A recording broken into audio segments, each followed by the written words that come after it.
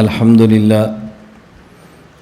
للہ نحمده ونستعینه ونستغفره ونؤمن به ونتوکل علیہ ونعوذ باللہ من شرور انفسنا ومن سیئات اعمالنا من يهده الله فلا مضل له ومن يضلل فلا هادي له ونشهد ان لا اله الا الله وحده لا شريك له ونشهد أن سيدنا ومولانا محمدا عبده ورسوله أما بعد فأعوذ بالله من الشيطان الرجيم بسم الله الرحمن الرحيم فاذكروني أذكركم اللهم صل على محمد وعلى آل محمد كما صليت على إبراهيم وعلى آل إبراهيم إنك حميد مجيد اللهم بارك على محمد وعلى آل محمد كما باركت على إبراهيم وعلى آل إبراهيم إنك حميد مجيد۔ اللہ رب العزت جب کسی شخص سے محبت فرماتے ہیں تو اس کو اپنا نام لینے کی توفیق عطا فرماتے ہیں۔ اللہ تعالیٰ جب کسی سے محبت فرماتے ہیں تو اپنے گھر آنے کی توفیق عطا فرماتے ہیں۔ اس لیے اللہ کا نام لینے کے لیے اللہ کے گھر آنا یہ بہت سعادت کی بات ہے۔ اس پر انسان جس قدر شکر کرے اسی قدر کم ہے۔ دنیا بہت مختصر ہے، کسی کے چند سیکنڈ ہیں، کسی کے منٹ ہیں، کسی کے گھنٹے ہیں، کسی کے دن ہیں، کسی کے مہینے، کسی کے چند سال، اور موت کے بعد کی زندگی دائمی، ابدی اور ہمیشہ والی ہے۔ اس مختصر سی زندگی میں آخرت کی تیاری کرنی ہے، اور خوش قسمت انسان وہ ہے کہ جو آخرت کی تیاری کرے۔ سعادت مند انسان وہ ہے جو آخرت کو ہر وقت ذہن میں رکھے۔ انبیاء علیہ السلام پر چونکہ آخرت منکشف تھی، جبرائیل امین کا آنا، وحی کا نازل ہونا، موت کے بعد کے حالات کا کھل جانا، کیونکہ پیغمبر کے سامنے تھا، اس لیے مشکلات پیغمبر پر بھی آتی تھیں، لیکن مشکلات کو سہنا ان کے لیے آسان تھا۔ حالات ان پر بھی آتے تھے، حالات کو سہنا آسان تھا کہ پیغمبر کے سامنے تھا کہ موت کے بعد کی زندگی کے لیے سارا کچھ ہے۔ ہم بسا اوقات چونکہ یہ بات سمجھ نہیں پاتے، اس لیے الجھن سی رہتی ہے۔ نماز پڑھتے ہیں، ذکر کرتے ہیں، بیت کا تعلق بھی ہے، مصیبت پھر بھی جان نہیں چھوڑ رہی، تکلیفیں گھر سے پھر بھی نہیں جا رہی، قرضہ پھر بھی نہیں ختم ہو رہا، مسائل بہت زیادہ ہیں۔ ہم جو ذکر کرتے ہیں، تلاوت کرتے ہیں، عبادات کرتے ہیں، یہ تو اس لیے کرتے ہیں کہ اللہ تعالیٰ راضی ہو جائے، اس لیے تو نہیں کرتے کہ مصیبت اور تکلیف ختم ہو جائے۔ مصائب اور تکالیف ختم ہونی چاہیے، اللہ سے مانگنی بھی چاہیے، کوشش بھی کرنا چاہیے، لیکن عبادات کا مقصد تو یہ نہیں ہے۔ عبادات کا مقصد ہے کہ اللہ راضی ہو جائے۔ اللہ راضی ہیں، کبھی بندے کو صحت میں دیکھ کر خوش ہوتے ہیں، کبھی بندے کو بیماری میں دیکھ کر خوش ہوتے ہیں۔ بس اللہ راضی ہو، پھر صحت اور بیماری کیا ہے؟ اللہ راضی ہو، پھر دولت اور غربت کیا ہے؟ اللہ راضی ہو تو ظاہری ذلت اور عزت کیا ہے؟ اللہ راضی ہو تو پھر سب ٹھیک ہے، اور اللہ تعالیٰ ناراض ہو جائے اور دنیا میں کوئی دکھ نہ ملے تو بہت تباہی کی بات ہے۔ بسا اوقات انسان پر جو دکھ آتے ہیں یہ آتے ہی اس لیے ہیں کہ انسان اللہ کی طرف متوجہ ہو، اور جب اللہ کسی سے پیار فرماتے ہیں تو کچھ تنبیہ کے لیے اس کو تکلیف دے دیتے ہیں۔ ہمارے سامنے دنیا بہت اہم ہے، اس لیے ہمارے یہاں دنیا کی تکلیف بھی بہت اہم ہے۔ اللہ کریم کے سامنے دنیا کی حیثیت نہیں ہے، اس لیے دنیا کی تکلیف کی بھی کوئی حیثیت نہیں ہے۔ تو یہ ہمیشہ ذہن نشین فرما لیں کہ اذکار اور عبادات کی وجہ سے یہ نہیں ہے کہ تکالیف ختم ہوتی ہیں۔ تکالیف کبھی برقرار رہتی ہیں، کبھی بڑھ جاتی ہیں، کبھی کم بھی ہو جاتی ہیں، لیکن اس تکالیف کو سہنا آدمی کے لیے بہت آسان ہو جاتا ہے۔ وہ سمجھتا ہے یہ تکلیف میرے اللہ کی طرف سے ہے، اور اللہ اس تکلیف کو دیکھ رہے ہیں کہ میرا بندہ میرے لیے یہ تکلیف سہتا ہے، تو بتاؤ آدمی کتنا خوش ہوتا ہے۔ آدمی کسی سے محبت کرتا ہو وہ محبت جائز ہو یا ناجائز، کسی سے محبت کرتا ہو اس کی خاطر اس کو جو غم آئے اس کی خواہش ہوتی ہے کہ میرے محبوب کو پتہ چلے، کسی طریقے سے اس کو پتہ چلے کہ میں اس کی محبت میں کتنا دکھی ہوں، میں کتنی تکلیف اٹھا رہا ہوں، کتنی ذلتیں اٹھا رہا ہوں، کتنی قربانی دے رہا ہوں، لیکن میں تیری محبت سے دستبردار نہیں ہو رہا۔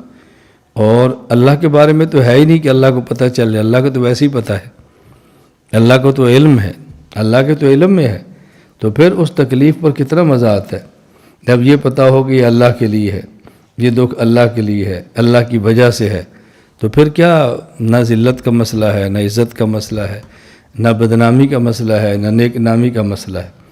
تو ہمیشہ یاد رکھیں کام اللہ کی رضا کے لیے کریں، اللہ کی محبت کے لیے کریں، باقی جو چیزیں اللہ پاک نے مقدر میں رکھی ہیں وہ تو انشاءاللہ العزیز آ ہی جانی ہیں۔ تو دعا یہ کریں کہ اللہ تعالی ہم سب سے راضی ہو جائے، اللہ اپنی رضا والی زندگی عطا فرمائے۔ جب اللہ راضی ہوتے ہیں پھر اپنے نام کی توفیق دیتے ہیں، اپنے گھر میں آنے کی توفیق دیتے ہیں، تو یہ اللہ کی رضا کی علامت ہے، اللہ اس کی توفیق عطا فرمائے۔ دنیا بہت مختصر ہے، بس زندگی کا وظیفہ بنا لیں، اپنا وتیرہ بنا لیں، اور زندگی کا مستقل یہ فیصلہ کر لیں کسی شخص کا حق نہیں کھانا، کسی پر ظلم نہیں کرنا، کسی کو دکھ نہیں دینا۔ ظلم سہنا آسان ہے، ظلم کرنا مشکل ہے۔ سہن لیا تو آخرت میں بدلہ مل جائے گا، اور اگر کر لیا تو پھر کیا بنے گا بتاؤ؟ ہمارا حق کوئی کھا جائے وہ آخرت کو مل جائے گا، لیکن ہم نے کسی کا حق کھا لیا تو آخرت میں دینا پڑے گا۔ ہمیں کوئی گالی دے اس کا بدلہ مل جائے گا، ہم نے گالی دی تو آخرت کو بدلہ ہوگا، کیا کریں گے قیامت کے دن؟ اس لیے بس فیصلہ کر لیں دنیا میں کسی کو دکھ نہیں دینا، دنیا میں کسی کو تکلیف نہیں دینی، دنیا میں کسی کو ناراض نہیں کرنا، حدود شریعت میں رہتے ہوئے۔ کوئی حد شریعت کراس کر کے ناراض ہوتا ہے تو ہم اس کے جواب دہ نہیں ہیں، ہم اس کے ذمہ دار نہیں ہیں۔ تو کوشش کریں کسی کے اوپر ظلم نہ ہو، کسی کے اوپر زیادتی نہ ہو، کسی کے اوپر بہتان نہ ہو، کسی پر الزام نہ ہو، کسی کا حق نہ کھائیں، بس اس کی پوری کوشش کریں۔ آدمی دنیا میں سے اس حال میں جائے کہ کسی کا حق اس کے اوپر نہ ہو، آدمی اس طرح جائے کہ کوئی بلا وجہ اس سے ناراض نہ ہو، تو جانے میں بھی مزہ آتا ہے نا، جانے کا بھی لطف آتا ہے۔ فرعون اور اس کے ماننے والے کتنی سلطنت، دولت، حکومت، طاقت، اور جب موت آئی تو قرآن کہتا ہے فما بکت علیہم السماء والارض، آسمان و زمین میں ان پر رونے والا بھی کوئی نہیں تھا۔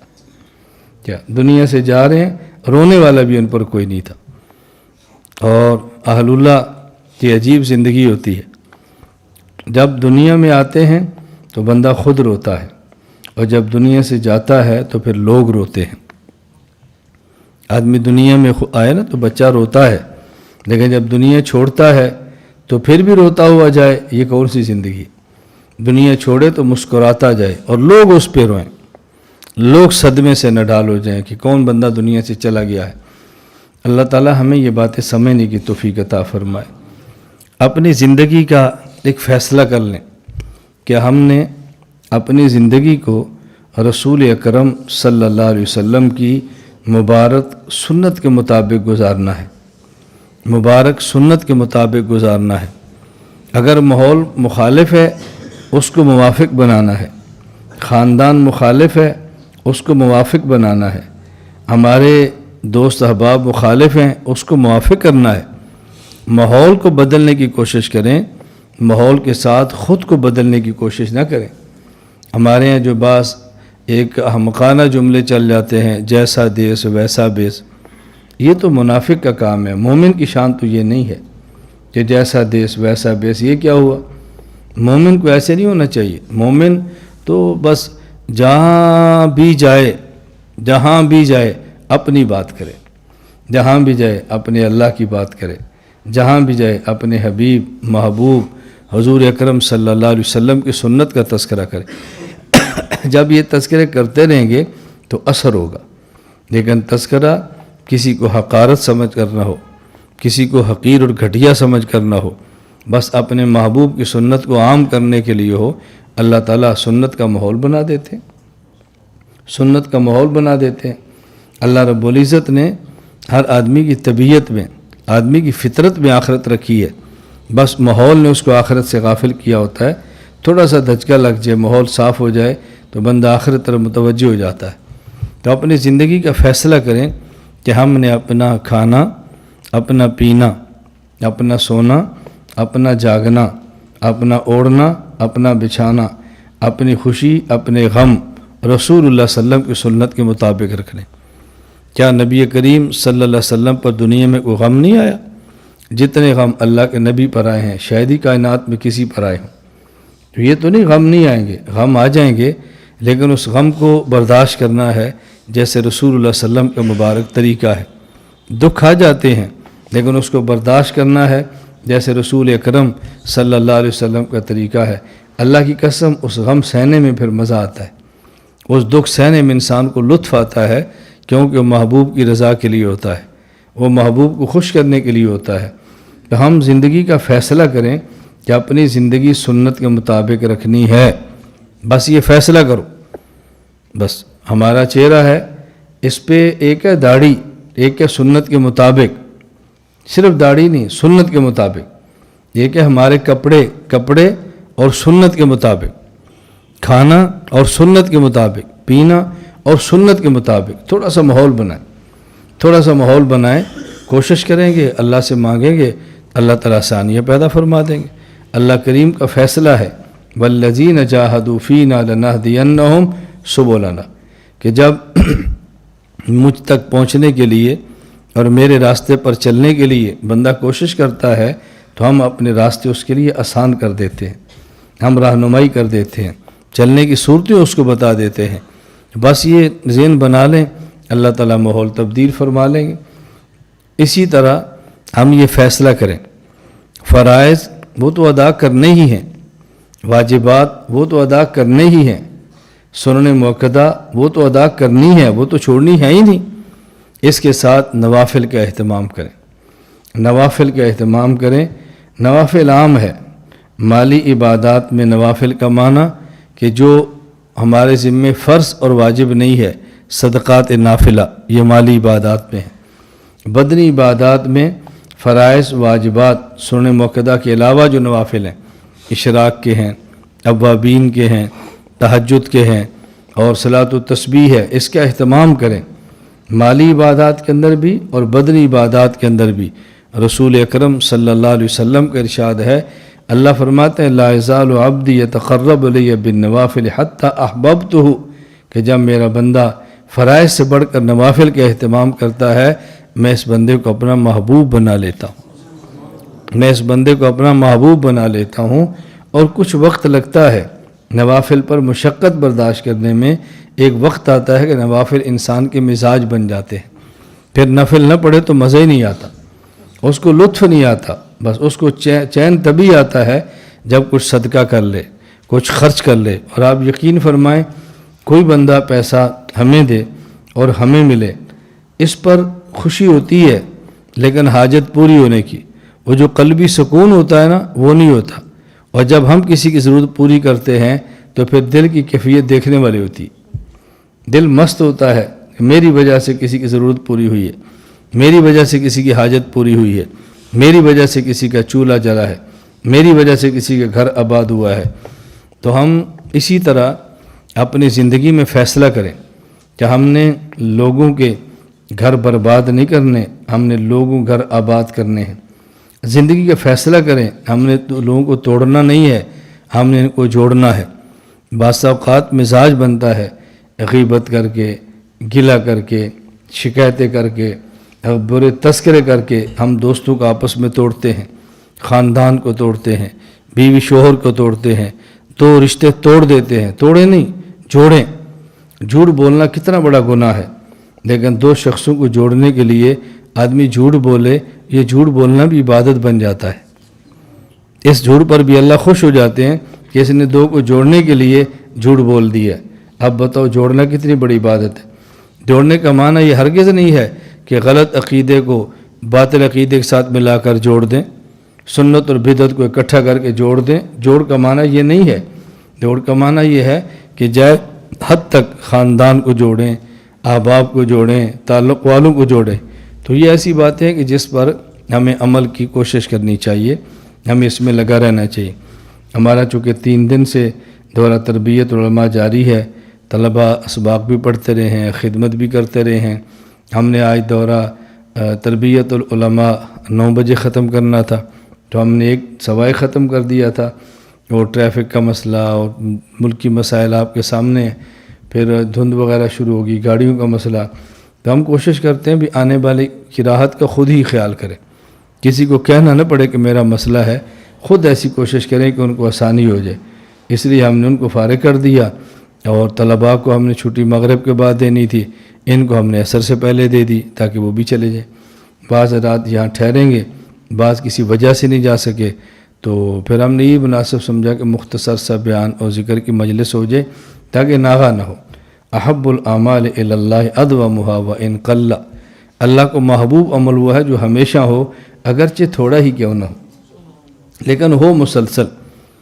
ہمیں بعض متعلقین خط میں لکھتے ہیں، بس اوقات فون پہ پوچھ لیتے ہیں کہ یہ ہم تلاوت تو کرتے ہیں لیکن تھوڑی کرتے ہیں۔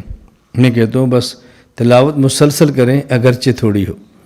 حافظ کو چاہیے 1 پارہ کرے، ناظر خان کو چاہیے کم از کم 1 پاؤ کرے، اتنا بھی نہیں کر سکتے تو کسی نماز کے وقت مسجد میں جائیں، قرآن کریم کھول لیں اور محبت کی نگاہ سے 1 آیت کی تلاوت کر لیں، لیکن کریں ضرور، بس کریں ضرور۔ ہم کہتے ہیں بھی ہمارے یہاں 12 تسبیحات ہیں، وہ پڑھیں، نہیں پڑھ سکتے 3 تسبیحات ہیں، اس کا اہتمام کریں۔ 3 بھی نہیں پڑھ سکتے تو 1 مرتبہ کہہ لو لا الہ الا اللہ محمد رسول استغفر اللہ صلی اللہ علیہ وسلم، 1 بار کہہ لو، بس اس تسلسل کو چھوڑو مت۔ یہ تھوڑی تھوڑی روحانی غذا ایک وقت آتی ہے اپنا رنگ دکھاتی ہے، توجہ نہ ہو تب بھی رنگ دکھاتی ہے۔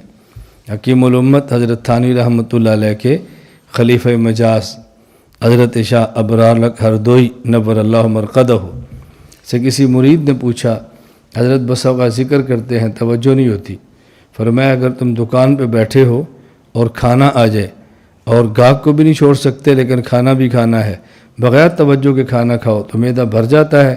کہا جی ہاں۔ فرمایا اس طرح بغیر ذکر توجہ کے ذکر بھی کرو تو روح کا معدہ پھر بھی بھر جاتا ہے۔ بس چھوڑنا نہیں ہے، چھوڑنا نہیں ہے، توجہ نہ ہو تب بھی جاری رکھو، اس ذکر کو چھوڑنا نہیں ہے، بس اس کا ہمیشہ خیال رکھ۔ یہ جو ذکر کا تسلسل ہے نا، تھوڑا سا بھی ہو، بس اس کا ناغہ نہ کریں۔ کتنی معروف مثالیں ہیں جو ہم ہمیشہ دیکھتے ہیں۔ آپ اپنے بات میں دیکھو، بہترین قسم کی صفائی ٹائلیں ہیں اور وہاں پانی کا پائپ تھوڑا سا لیک ہوتا ہے، آدھا آدھا قطرہ گرتا ہے، آدھا آدھا قطرہ۔ آپ ہفتے کے بعد دیکھو صفائی ٹائل بھی گندی ہو جاتی ہے، وہاں بھی گندی ہو جاتی ہے، وہاں بھی ٹائلوں پر زنگ نما بدنما شروع ہو جاتی ہے۔ اگر یہ ہر ایک قطرے سے بدنمائی آتی ہے، کہیں سخت قسم کی چٹان ہو، ایک ایک قطرہ پانی کا گرے، اس چٹان میں سوراخ ہو جاتا ہے، اس چٹان میں سوراخ ہوتا ہے۔ تو آپ بتاؤ اگر ان چیزوں میں اتنی تاثیر ہے، جس دل پر اللہ کے نام کی ضرب 1 مرتبہ بھی لگے، کیا اس دل میں اللہ کی رحمت نہیں آئے گی؟ کیا اس دل میں اللہ کی محبت کا دیا نہیں جلے گا؟ کیسے ہو سکتا ہے؟ لیکن ہو محبت کے ساتھ، ہو اخلاص کے ساتھ۔ تو ذکر مسلسل کریں، مقدار بڑھائیں، نہیں بڑھا سکتے کم ہے پھر بھی کریں۔ اور اللہ کے نام کو تو آدمی کو مست ہو کر لینا چاہیے، اللہ کے نام کو تو محبت کے ساتھ لینا چاہیے۔ اللہ کے نام سے محبت نہیں، بتاؤ دنیا میں کس نام سے پیار کریں گے؟ اللہ ہی کا نام ہے جو محبت کے قابل ہے، باقی تو سب تماشا ہے، سب ڈرامے بازی ہے۔ اصل تو محبت اللہ کے نام کی ہے، اللہ ہم سب کو عطا فرمائے۔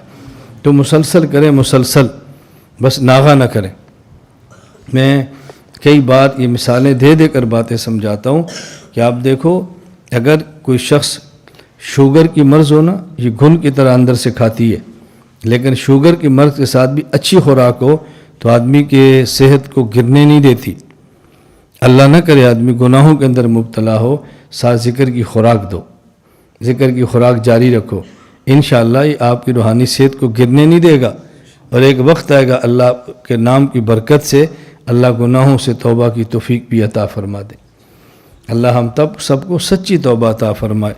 اللہ ہم سب کو سچی اور خالص توبہ توبۃ النصوحہ عطا فرمائے۔ گناہ توبہ گناہ توبہ گناہ توبہ یہ موت تک چلتے رہنا ہے، بس ایسے گھبرائیں مت، کبھی گناہ ہو جائے تو گھبرائیں مت، توبہ کریں توبہ کریں توبہ۔ عجیب بات ہے، اللہ نے قرآن کریم میں جو متقین کے اوصاف بیان فرمائے ہیں، متقین کے اوصاف میں یہ نہیں بیان کیا وہ گناہ نہیں کرتے، متقین کے اوصاف میں بیان کیا والذین اذا فعلوا فاحشۃ، متقی وہ ہے جو بے حیائی کے کام کرتا ہے۔ کیا کرتا ہے؟ بے حیائی کا کام کرتا ہے، لیکن ولم یصروا، ڈٹ نہیں جاتا، بے حیائی کا کام بھی کر لیتا ہے لیکن ڈٹتا نہیں ہے، بس اللہ کا ذکر کرتا ہے اور پھر توبہ کر لیتا ہے، اسے متقین فرمایا۔ بے حیائی کا کام بھی کر، بے حیائی کیا ہے؟ زنا ہے، فحاشی کیا ہے؟ بد کرداری ہے، اتنا بڑا جرم بھی کر لے اللہ سے ڈر کے اللہ کا نام لے کے توبہ کرتا ہے، یہ ہے متقی۔ اللہ کی تو علم میں ہم سے گناہ ہونے ہیں، اللہ کی تو علم میں، اس لیے تو اللہ نے توبہ کا دروازہ کھول دیا ہے کہ میرے بندوں سے گناہ ہوں گے، توبہ کا دروازہ کھولو، اور جب توبہ کر لیں گے التائب من الذنب کمن لا ذنب لہ، میں ایسے بنا دوں گا جیسے تم نے کبھی گناہ کیا ہی نہیں۔ بس اللہ ان گناہوں کو مٹا کے رکھ دیتے ہیں۔ اللہ تعالیٰ مجھے اور آپ سب کو سچی توبہ عطا فرمائے، اللہ اپنا نام خلوص دل کے ساتھ لینے کی توفیق عطا فرمائے۔ الحمدللہ رب العالمین والصلاة والسلام علی رسولہ وعلی آلہ واصحابہ اجمعین۔ یا اللہ ہم سب کے گناہوں کو معاف فرما، خطاؤں سے درگزر فرما، روحانی اور جسمانی بیماریوں سے صحت عطا فرما۔ اے اللہ اپنی محبت عطا فرما، اے اللہ اپنے اولیاء صدیقین میں ہمیں شامل فرما، اے اللہ صدیقیت کے خط انتہا تک پہنچا دے، اے اللہ گناہوں کی آلودگیوں سے صاف فرما دے، گناہوں سے پاک زندگی عطا فرما، اے اللہ ہماری گناہوں سے حفاظت فرما، اے اللہ ایسا خوف اور تقوی عطا فرما جو ہمارے اور ہمارے گناہوں کے درمیان حائل اور رکاوٹ بن جائے۔ اے اللہ جو گزشتہ گناہ کیا اپنے کرم سے معاف فرما، اے اللہ ہمیں محروم نہ فرما، اے اللہ ہمیں محروم نہ فرما، اے مولا کریم ہمیں محروم نہ فرما، دنیا اور آخرت کی حاجات پوری فرما دے، دنیا اور آخرت کی خوشیاں عطا فرما دے، دنیا اور آخرت کی سعادت عطا فرما دے۔ اے اللہ والدین کو اولاد کی خوشیاں دیکھنا نصیب فرما، اے اللہ اور اولاد کو والدین کی سرپرستیاں شفقتیں عطا فرما۔ یا اللہ اپنے نام مبارک کی لذت، حلاوت، مٹھاس، برکتیں عطا فرما۔ یا اللہ ہمیں اللہ اللہ کرنے والا بنا دے، اپنا نام لینے والا بنا دے، اے اللہ اپنے نام پر مر مٹنے کی توفیق عطا فرما۔ یا اللہ آپ کے نام میں ایسی لذت آئے کہ ہم دنیا کے سارے ناموں کو بھول جائیں۔ اللہ آپ کی محبت ایسی غالب آئے کہ دنیا کی ساری محبت ایک طرف ہو جائیں۔ یا اللہ اپنی محبت عطا فرما، اپنی رضا عطا فرما، جن اعمال کی وجہ سے آپ کی رضا ملتی ہے وہ اعمال بھی دے دے، جن اعمال سے آپ کی محبت ملتی ہے اللہ وہ اعمال بھی عطا فرما۔ خاتمہ ایمان پر فرما، اے اللہ خاتمہ ایمان پر فرما، مولا کریم خاتمہ ایمان پر فرما۔ اجمعین برحمتک یا ارحم